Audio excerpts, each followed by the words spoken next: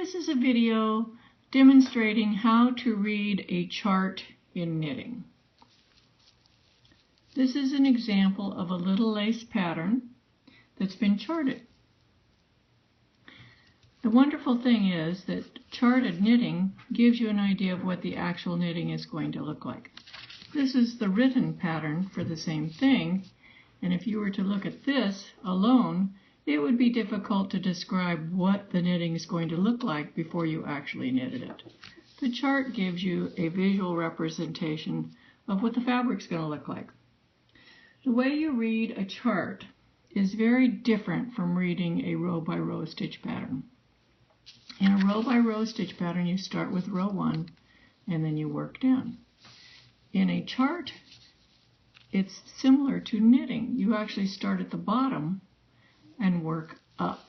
You can see that there are numbers here. They represent the row. This is row 1, row 2, row 3, row 4, etc. When the numbers are on opposite sides, such as they are on this one, then you know that the knitting is going to be worked flat. This is a right side row and it's worked from the right to the left. This is a wrong side row. You would turn your knitting and you still work from right to left, but on the chart it goes from left to right. And then a right side row, wrong side row. If you were knitting in the round, where all of the rows are right side rows, the numbers would be 1, 2, 3, 4. There would be no numbers on this side. Also, sometimes a pattern actually starts with a wrong side row. In that case, row 1 would be over here, and then row 2, row 3, row 4, etc. In this case, the first row is a right side row. So you'd work this way, then this way. Then we need to know, what do these symbols in these boxes mean? There is a legend that shows that. When there's an open box, that means when you're on a right side row, it's going to be a knit, and when you're on a wrong side row, it's going to be a purl. So this is a knit stitch. This is a purl stitch. Purl all across because it's a wrong side row. This right leaning slant indicates a knit 2 together. And it's only shown, the directions are only shown for right side rows because there are no knit 2 togethers worked on the wrong side rows. Then this circle indicates a yarn over, and again it's only worked on the right side row. Up here we have the left leaning slant, and that stands for an SSK, worked on the right side rows. These are very indicative of what the fabric's going to look like. Knit 2 togethers lean to the right, SSKs lean to the left. Now the next thing we'll notice is this dark red line. That indicates that it's kind of like an asterisk or parentheses in knitting. It means between these two red lines, this work can be repeated over and over. This is just 5 stitches here, but let's say you have 20 stitches on your needle. You would work here, then here, then here, then here, then here. You would do this 4 times.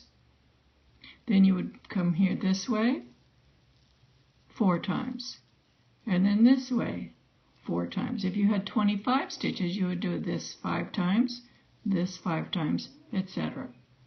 Then when you get up to the top red line up here, that means that's the end of this pattern repeat. It's 16 rows long, and after you finish row 16, you would come back down and start with row 1 again. Now, it's not always just a 5-stitch pattern. Sometimes you have little extra stitches on either side that would balance the stitch pattern. Here is an example of such a pattern. This is a little basket weave. You can see that there's a heavier line here and a heavier line here. Those are the same as an asterisk or parentheses. So in this particular design, you would knit 2, and then you would purl 4, knit 2, purl 4, knit 2, purl 4, knit 2, etc. until you got to the end of your row. Then on row 2, you would These would be purl stitches. Purl, the dot on the wrong side is a knit. So these would go, this square is a knit on the right side. On the wrong side it's a purl. So we would purl 2, knit 4, purl 2, knit 4, purl 2, knit 4 until 2 stitches remaining. Then we would knit 2. So this is a multiple of 6 plus 2. There's 6. 1, 2, 3, 4, 5, 6. And then 2 extra stitches.